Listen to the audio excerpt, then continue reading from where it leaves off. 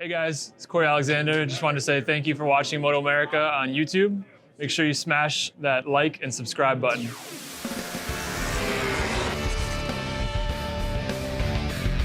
Welcome back to MotoAmerica. You see the twisty turns and the fans coming out. Roger, I think they're going to have record weekend attendance. Roger Hayden, I'm Robbie Floyd, and the fans are out in full effect here in Brownston, Georgia for the Michelin Raceway Road Atlanta.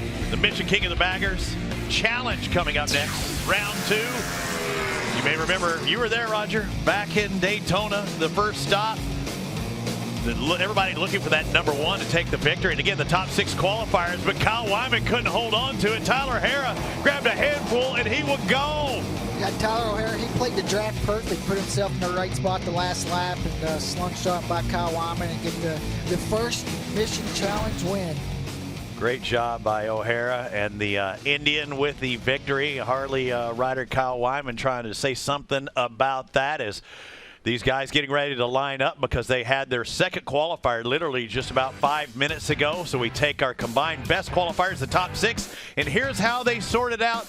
You have Rispoli on that front row, Bobby Fong, Kyle Wyman. I think they should line up the opposite way. Taylor Knapp, Tyler O'Hara, and Travis Wyman on that second row. 3-lap dash for cash.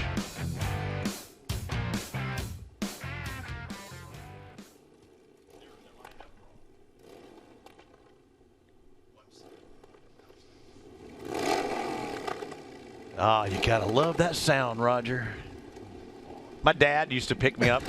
My dad used to pick me up from preschool before I was 5 years old. Uh-oh, who are they pushing it? Jeremy McWilliams. Well, I didn't think he was supposed to be out there. I thought he was 7th.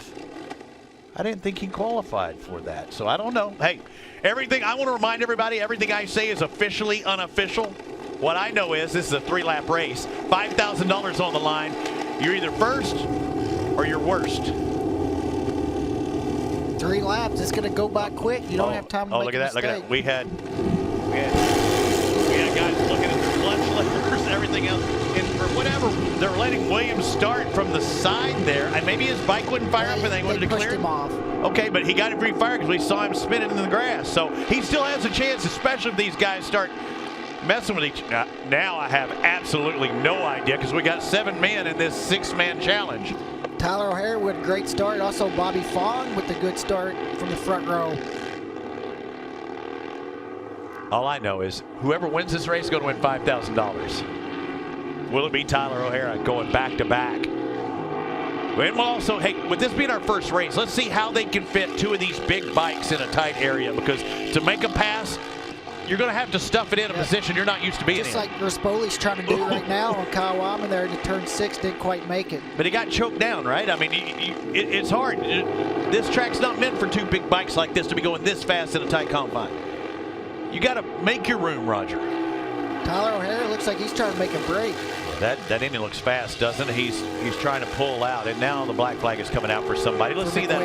Okay, McWilliams. And that's what I think. I think he thought he was in a qualifying spot, and he realized he wasn't the last second. But 3 wide in the 10. Ooh, and there's Kyle Wyman up into second spot. He's got one more spot to go, and he pushes too hard. Down goes Wyman, and the Harley Davidson hits the floor. Oh, man, and it comes to that point. Did he ground out before, and it just kind of slide out from under him? I think he was a little bit offline from that pass that he made into 10. He could see Tyler O'Hara trying to break away, and, you know, he really does have a nice gap now. 1 lap already down, 2 to go. Push the envelope a little bit too hard. And, you know, Bobby Fong qualified second. He moved up that last second on another Indian. Fong's the one that I think I'm kind of surprised isn't up there. And look at that, a great run by Wyman. Yeah, just as soon as he flicks it right. I'm not sure if he bottomed out or what, or a little bit offline, but he could see Tyler O'Hara trying to get away, and he didn't want to let that happen. 3. Let's look at it again. This left side. Does he hit the strip? Looks like he hit the engine. I think he caught the motor on that strip, which is a little bit more elevated than the rest of the asphalt. And as soon as he made contact with it, he doesn't have tires on the ground. So unfortunate for Kyle Wyman. Now, if you know this, you're Tyler O'Hara, you can't back off because you've got James Rispoli back behind. I think Rispoli might have closed up a little bit this lap. Tyler O'Hara doesn't know it. By the time they could put it on his pit board where Kyle crashed, would have been too late. Is this playing out in James Rispoli's hands? O'Hara out there running solo. If he's not going to catch a break as far as any aero advantage. You see Bobby Fong back there in third. He's trying to move up to second. But this is a winner-take-all kind of race. Third gets you nothing. And they're already just one lap to go. Going down that downhill. Again, anything happens. Tyler O'Hara could have a mistake. He did take a look back to see, is it Kyle? Who is it that's behind me? It is James Rispoli, and he's well behind you. Actually, 1.1 seconds arrears. Actually, Bobby Fong was the fastest person on track with the fastest lap of the race, that last lap. So this may be a good testing session for Bobby Fong. He found something on the last lap of his qualifier. He may be finding a little racing attitude right now. We know he's a fast racer, but doing it on this bike is a different story. You can see they're closing the gap visually. They only have about a half. Oh, and there it is. There it is. And this makes Bobby Fong really want to push hard because he was putting the pressure on. Something happens to O'Hara's bike. Bobby now has a chance to win when he was in third a minute ago, and James Rispoli needs to hold on for a few more turns. Travis Wyman's watching this all go on and going, hey. This is Indian versus Harley as well, so we're going to see who's got the top speed. Who's going to do it? Rispoli on the Harley Davidson, number 43, punching that hole down that straightaway. The Indian closing up. We know there's a left-hand turn towards the end. Now you see Bobby Fong going to the outside. Whoa, make that the inside. He doesn't even wait till he gets to the end. Look at him, how he's upside there on turn 10 on guarding. the inside, blocking that inside. He's guarding. Look at that. That is the racecraft of Bobby Fong that won in the Supersport Championship 2 years ago. He's got a right-hand turn down at the bottom of this hill.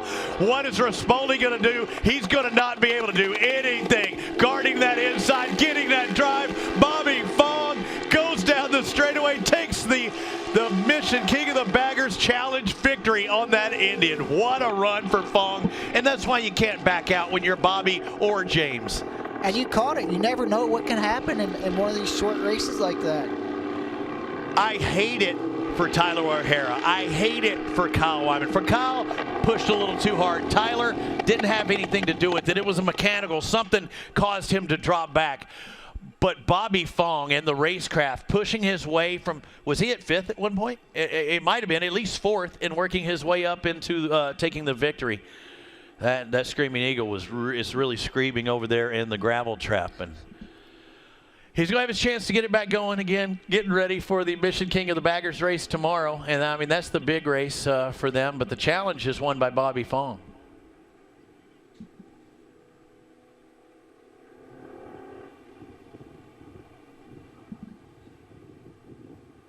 What a good race, though.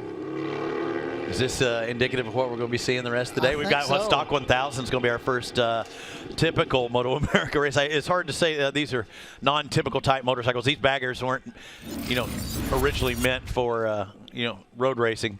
But boy, do we have some good racing here. Look at this. The yellow paint. You see a spark right there. Yep. Made a little bit of contact, just a little bit of elevated. And I talked about that earlier for those of you just joining us, how these are special built side cases and stuff, trying to get that clearance that they need, because these are wide, much wider than they're used to on a Super Sport or what have you sport bikes. Oh man, just pushing hard. And hindsight's 20/20. If he knew what he knows now, that O'Hara wouldn't be there at the end. But also, I think he's seen, with the race being so short, he's seen Tyler O'Hara kind of made that gap. He didn't want to let him get it too far away with the race being so short. Yeah, you saw how hard Kyle Wyman pushed there and how aggressive he was. And he was on a good line. It looked like everything. I mean, would that extra 2 or 3 inches being off of that curbing, would that have made a difference? Or was it at that point he was coming in hot? Would he just have so much lean that he couldn't hold it? Just being a little bit off. You've seen how far inside he was making that pass, so I think it just kind of put him offline a little bit, and also pushing hard, making sure, trying to get going, try to reel in Tyler as quick as possible. Taylor Knapp giving him a ride back to the paddock. And you see, and I pointed it out yesterday with the swing arm. Look at those heavily modified swing arms, the engine cases, the baggers, the elevation. Everything about these bikes is to make them more race worthy. Roland Sands goes from one of his riders not being able to qualify a moment ago to Bobby Fong jumping into second and qualifying, pushes him into this race, and then he pushes it to victory there at the end. Oh, the Fonger needs wins, and he got one early. Got one.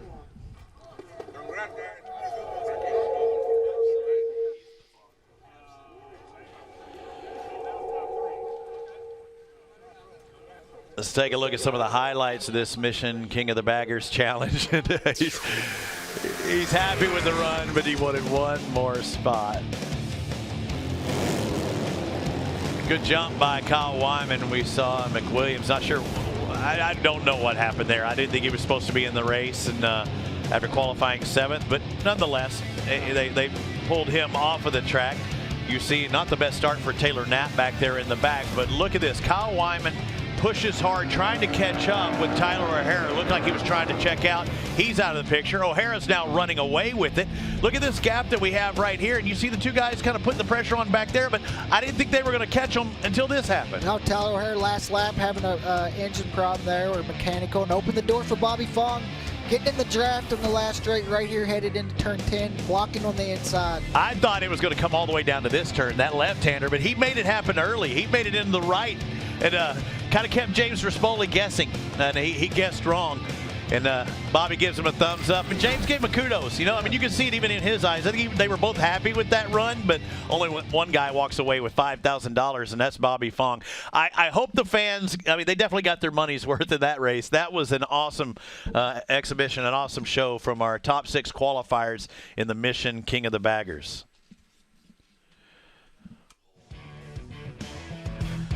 There's your official results, with a couple of DNFs down there at the bottom. Kyle Wyman and Tyler O'Hara taking 6th and 5th respectively.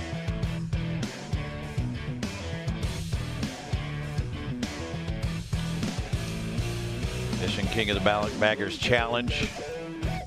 And it's the Indian taking that challenge to victory, ahead of the Harley Davidsons in 2nd, 3rd, and 4th. Look at that. Bobby Fong gets his name on that 5K. Let's send it down to Jason Wygan and the Fonger. All right, always exciting, and we want to really thank, of course, is our CEO and our chairman of the board. Come on over here to the middle and congratulate our winner. So we got Juan Gonzalez here at Mission Foods. As always, thanks for doing this and handing over some big money to these riders, and you can see they were fighting for it. It was a great race, Bobby. Congratulations, and I'm glad that you're the winner of the Mission Challenge race. Thanks, guys. Thank you, man. Excellent. Thank you, Mr. Juan Gonzalez. So there it is. Bobby Fong gets it done. Bobby, you were 3rd with a half a lap to go. How did you get that done? Man, it was weird in the beginning of the race. I had like it sounded like I had a problem, and then the first lap they were giving the black flag. I'm like, so I started slowing down, and everybody passed me, and I was like, am I gonna get the black flag? And then they finally gave it to Jeremy, and I was like, okay, now I gotta go. But no, man, these guys are riding great. This Roland Sands Indian and SDI Sacramento Mile, this bike is running great. I'm having a lot of fun, and we got some top-notch guys up here, and can't wait till tomorrow. Everyone's wondering the transition going from the Superbike to the Bagger. How's it been for you? It's definitely a big change, but you could push these hogs, man. You could really get going. I think we're doing 32s or 3s or whatever we're doing, and you could really push these things. And it's some exciting racing out there, and I know a lot of these fans are here just for these baggers, so we'll try to put on a show tomorrow. All right, it was definitely a show today. Congratulations to Bobby Fong. Thanks to everybody at Mission Foods. The Bagger Challenge from Mission Foods is complete. I'll send it back up to the tower. Thanks a lot, and you see the smile on Bobby Fong's face, and one of my favorite riders to watch, and always an aggressive ride, but having to do it on that big bike, it's a different world on the Mission King of the Baggers for him. I mean, this guy was winning championships in Supersport just a couple of years ago, but now to do it on the big bikes. But you see, even James Rispoli, you see, he's happy. He put on one hell of a race. Only one guy could win that 5K, and it was Bobby Fong. Travis Wyman finishes in 3rd, but they were giving it their all. Bobby kept him guessing.